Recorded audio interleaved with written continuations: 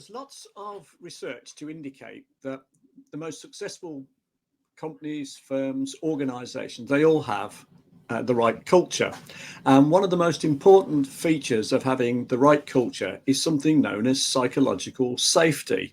And this is based on extensive research. So Amy Edmondson is one name. And if you have heard or seen a book called High Performance by Humphrey and Hughes, they quote that in there. And so what's meant by psychological safety? So what you want is all the team members to feel they can contribute, in safety and make an input. And there's 5 key features that needs to include. So the first thing is everyone needs to feel that they can make a mistake without being humiliated, made fun of, criticized, without it being held against them.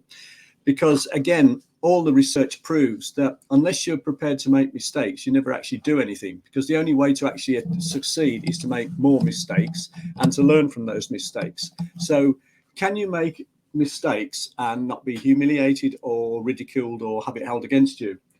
Second thing is, if there's an issue or a problem, do team members feel that they've got the power, if you like, to actually raise these issues or problems? Or do they just keep quiet because they think if they raise issues, they'll be seen as, troublemakers, raising problems, rocking the boat? So is there a freedom to actually raise issues and problems?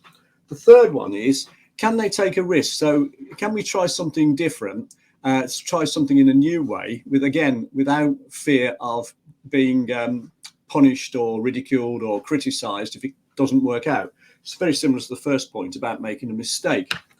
Fourth one is, do all the team members feel that if they need help, they can actually ask one of their colleagues? Or do they feel that if they sort of try to ask for help, it'll indicate that they don't really know what they're doing and they're not up to the job, and therefore they don't ask for help and they just carry on their own? So then what happens is they don't try anything adventurous or new, because they're scared of making mistakes, and the whole thing stultifies. So do they feel they can ask for help from their colleagues?